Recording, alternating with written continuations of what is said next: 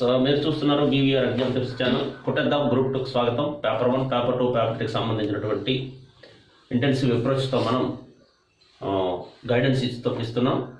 Previous videos ఒకసారి చూసి ఛానల్ని సబ్స్క్రైబ్ చేసుకోండి. ముఖ్యంగా గ్రూప్ 2 అభ్యర్థులకు మన ఛానల్ ఫ్రంట్ లైనర్గా చెప్పొచ్చు.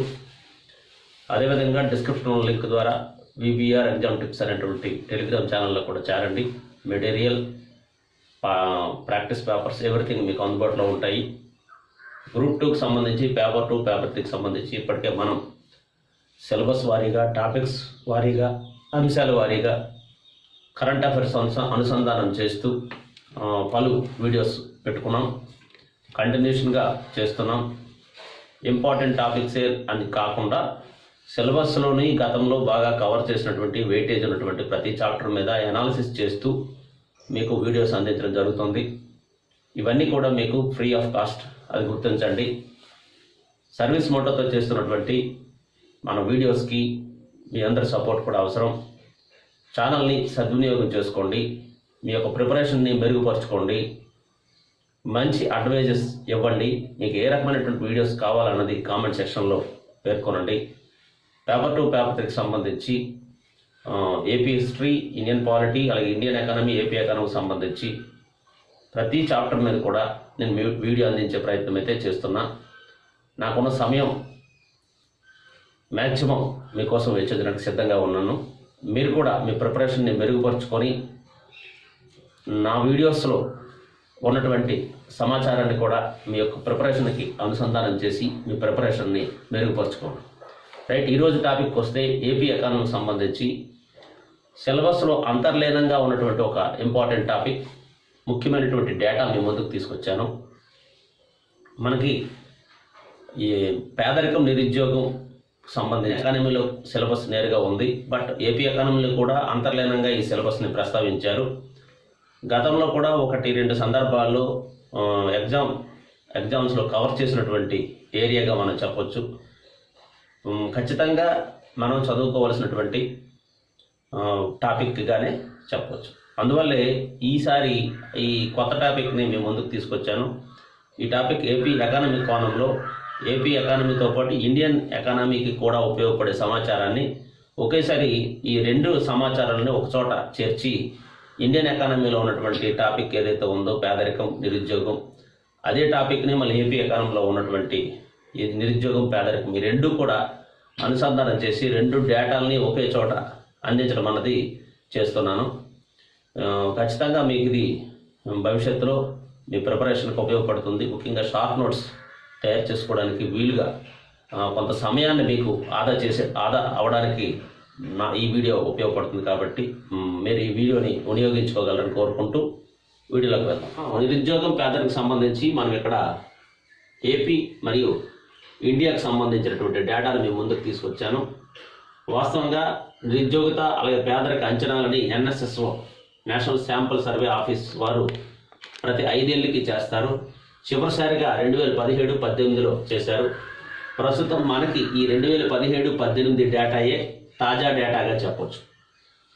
భవిష్యత్తులో జరిగే గ్రూప్ 2 ఎగ్జామ్స్ కానీ, గ్రూప్ 1 ప్రిలిమ్స్కి కానీ, ఇతర పోటీ పరీక్షలకు కానీ ఈ యొక్క డేటా తిరుగు లేకుండా ఉపయోగపడుతుంది. దీన్ని తాజా డేటాగానే మీరు భావించాల్సి ఉంటుంది. ఎందుకంటే 2017-18 అవుట్ అయినటువంటి సర్వే ఇది.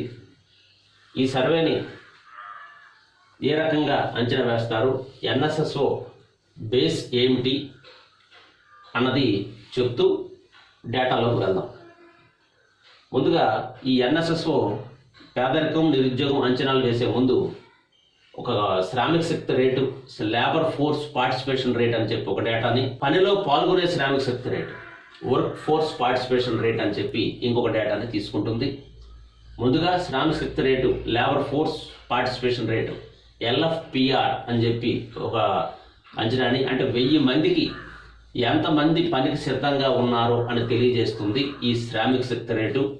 ఇలాంటి అంశాలు కూడా మనము ఎగ్జామ్ పాయింట్ ఆఫ్ వ్యూలో చదవాల్సి ఉంటుంది. ఎందుకంటే ఎనాలిసిస్ చేస్తూ బిట్లు అడిగే పరిస్థితి ఉంది. కాబట్టి ఈ శ్రామిక శక్తి రేట్ని ఏ రకంగా అంచనా వేస్తారు అన్నదప్పుడు ఏ రకంగా అంచనా వేశారన్న దాని మీద బేసిక్ ఐడియా కూడా మనకు ఉండాలి. బేసిక్ కాన్సెప్ట్ మీద ఒక ఐడియా ఉండాలి. ప్రతి 1000 మందికి ఎంతమంది పనికి సిద్ధంగా ఉన్నది తెలియజేసేది శ్రామిక శక్తి రేటు. ఇందులో ఉద్యోగులు ఉంటారు, నిరుద్యోగులు కూడా ఉంటారు ఈ డేటాలో. అంటే ఇక రెండో అంశం చెప్పుకున్నాం, వర్క్ ఫోర్స్ పార్టిసిపేషన్ రేట్ అనే రెండో అంశం చెప్పాం. WFPR అంటారు దీన్ని. పనిలో పాల్గొనే శ్రామిక శక్తి రేటు అంటే పనిలో ఎవరైతే పార్టిసిపేట్ చేస్తుంటారో వాళ్ళన్నమాట. ఇది కూడా ప్రతి 1000 మంది వ్యక్తులు కార్మిక శక్తిలో భాగస్వామ్యం ఎంతమంది ఉన్నారు అన్నది తెలియజేసేది. ఈ WFPRని ఏ రకంగా అంచనా వేస్తారంటే పనిచేస్తున్న కార్మికులు బై మొత్తం జనాభా ఇంటూ 100. పనిచేస్తున్న కార్మికులు బై మొత్తం జనాభా ఇంటూ 100 అంటే ప్రతి 1000 మంది వ్యక్తులకు కార్మిక శక్తిలో భాగస్వామ్య రేటునే పనిలో పాల్గొనే శ్రామిక శక్తి రేటుగా చెప్పుకోవచ్చు. ఈ రెండు అంశాలకు సంబంధించి మనం డేటాను చూద్దాం.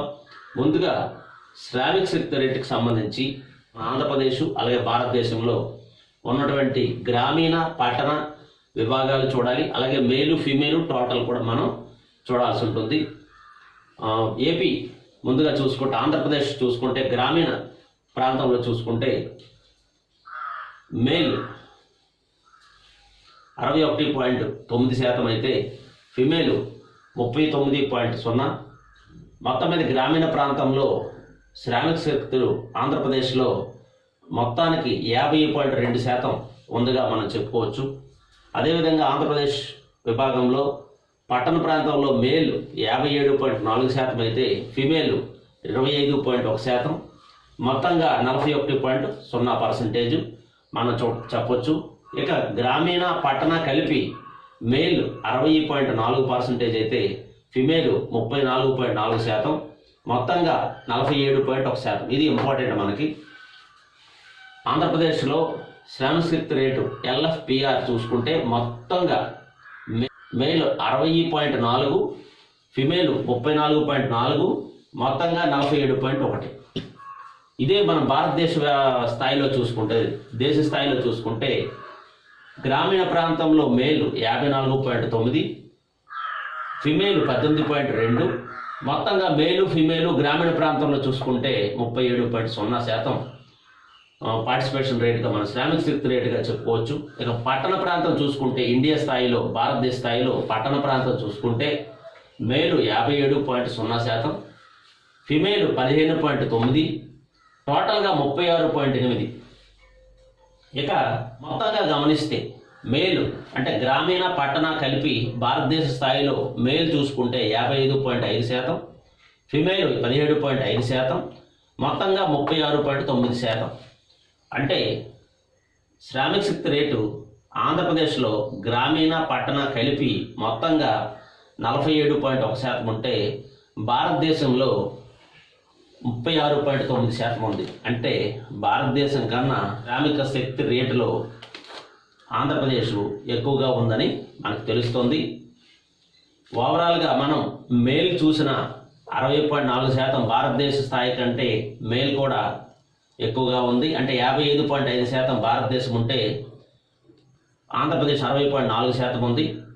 అలాగే ఫిమేల్ పరంగా చూసిన 17.5 ఉంటే భారతదేశ స్థాయిలో 17.5 ఉంటే ఆంధ్రప్రదేశ్లో 34.4% ఉంది. అంటే ఓవరాల్గా శ్రామిక శక్తి రేటు భారతదేశంతో పోలిస్తే ఆంధ్రప్రదేశ్ ఎక్కువగా ఉంది అని ఈ యొక్క డేటా బట్టి మనకి అర్థమవుతుంది. ఇలాగ ఫిమేలు మేలు టోటలు గ్రామీణ పట్టణ అనే విభాగాలు మనం చూడాల్సి ఉంటుంది. ఇక పనిలో పాల్గొనే శ్రామిక శక్తి రేటు మనం చూడాలి. రెండో విభాగం WFPR, work force participation rate.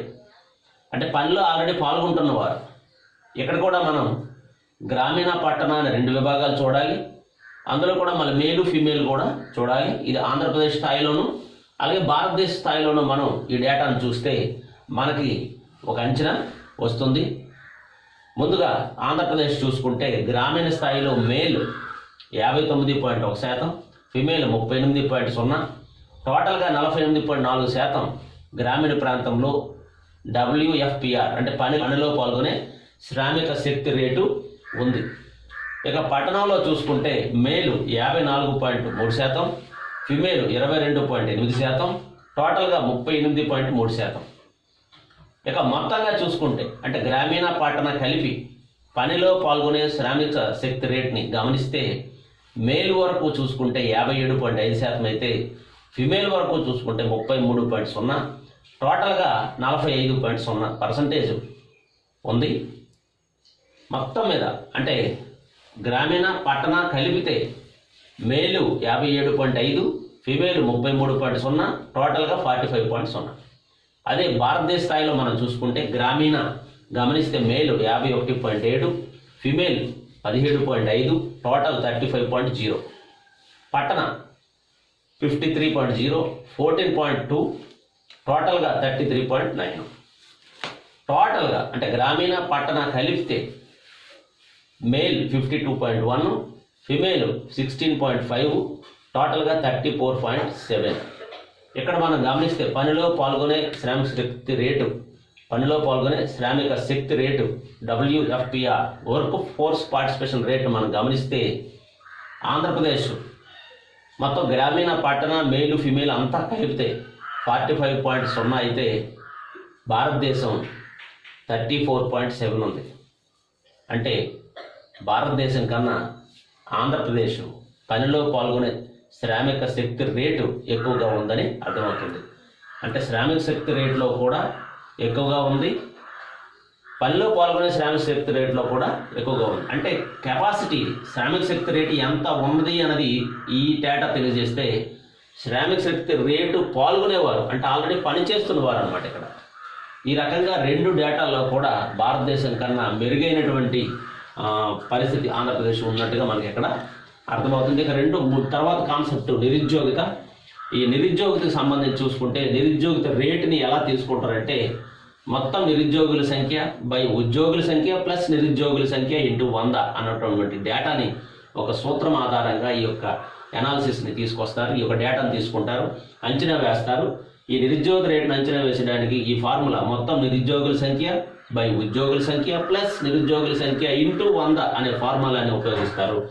దీన్ని కూడా మనం ఆంధ్రప్రదేశ్ ఇండియా విభాగాలుగా చూసుకొని ఏపీ అండ్ ఇండియా చూసుకొని అది కూడా గ్రామీణ పట్టణ మొత్తంగా చూసుకొని దీనిలో కూడా మేలు ఫిమేలు టోటల్గా మనం 2 విభాగాలుగా చూడాల్సి ఉంటుంది. ముందుగా ఏపీ చూద్దాం. గ్రామీణ ప్రాంతంలో మేలు 4.15% నిరుద్యోగిత ఉంది.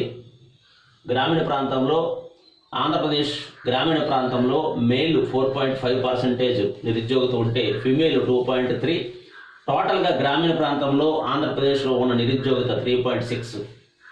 అదే పట్టణ ప్రాంతంలో చూసుకుంటే మేలు 5.4 ఉంది, ఫిమేల్ 9.1 ఉంది, టోటల్గా 6.6 ఉంది. ఇక మొత్తంగా చూసుకుంటే గ్రామీణ పట్టణ కలిపి మేలు ఉన్నటువంటి నిరుద్యోగిత 4.8 అయితే ఫిమేల్ 4.0 ఉంది. టోటల్గా గ్రామీణ పట్టణ మొత్తంగా కలిపి ఆంధ్రప్రదేశ్లో నిరుద్యోగిత పర్సంటేజ్ 4.5. ఇది 2017-18 డేటాగా గమనించగలరు. ఇది NSSO చివరిసారిగా చేసినటువంటి సర్వే. ఈ డేటా చాలా ఇంపార్టెంట్. అలాగే ఇక్కడ ఇండియా చూసుకుంటే మేలు ఫిమేలు టోటల్ చూద్దాం. గ్రామీణ ప్రాంతంలో మేల్ 5.8% నిరుద్యోగిత ఉంటే ఫిమేల్ 3.8% నిరుద్యోగిత ఉంది. టోటల్గా 5.3 నిరుద్యోగిత ఉంది. ఇక పట్టణ ప్రాంతాల్లో కూడా 7.1 మేల్లో నిరుద్యోగిత ఉంటే ఫిమేల్లో 10.8 నిరుద్యోగిత ఉంది. టోటల్గా 7.8 నిరుద్యోగిత ఉంది. మొత్తంగా చూసుకుంటే గ్రామీణ పట్టణ కలిపి చూసుకుంటే మేల్లో 6.2%, ఫిమేల్లో 5.7%, మేల్లో 6.2, ఫిమేల్లో 5.7% నిరుద్యోగిత ఉంది. ఇక టోటల్గా 6.1% నిరుద్యోగిత ఉంది. ఇక్కడ మనం గమనిస్తే గ్రామీణ గమనించుకుంటే ఇండియా ఏపీ గమనిస్తే గ్రామీణ ప్రాంతంలో మేల్ 4.5 ఉంటే ఇండియా లెవెల్లో 5.8 మెయిల్ నిరుద్యోగిత ఉంది. అంటే ఇక్కడ ఎక్కువ నిరుద్యోగిత భారతదేశ స్థాయిలో ఉంది. అంటే భారతదేశంతో పోలిస్తే నిరుద్యోగిత పర్సంటేజ్ మెయిల్లో మనకి గ్రామీణ ప్రాంతంలో తక్కువగా ఉంది. అలాగే ఫిమేల్ కూడా చూసుకుంటే ఏపీలో 2.3% ఉంటే ఇండియాకి 3.8 ఉంది. ఇక్కడ కూడా ఫిమేల్ పర్సంటేజ్ కూడా నిరుద్యోగిత తక్కువగా ఉంది. టోటల్గా గ్రామీణ ప్రాంతంలో 3.6 ఉంటే ఇది 5.3 ఉంది. ఇక్కడ కూడా భారతదేశంలో గ్రామీణ ప్రాంతంలో ఉన్న నిరుద్యోగిత భారతదేశంతో పోలిస్తే ఆంధ్రప్రదేశ్ తక్కువగా ఉంది.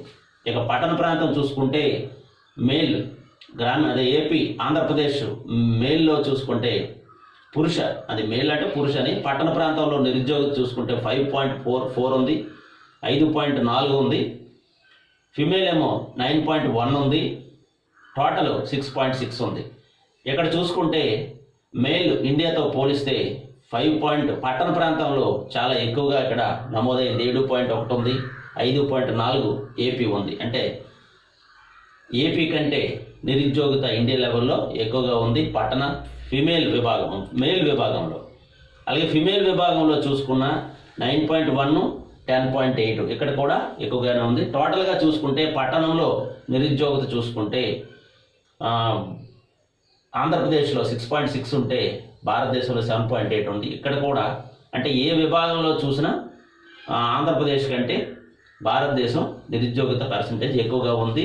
భారతదేశంతో ఆంధ్రప్రదేశ్ పోలిస్తే తక్కువగా ఉందని మనకి ఇక్కడ అర్థమవుతుంది. ఇది ఈ రకంగా మనం కంపేర్ చేసుకుంటూ చదవాల్సి ఉంటుంది. ఇది జస్ట్ మీకు ఎగ్జాంపుల్ చెప్పాను. ఇంకా మరికొంత డేటా ఉంది మనకి ఏ విభాగాల్లో ఉపాధి పొందుతున్నారు.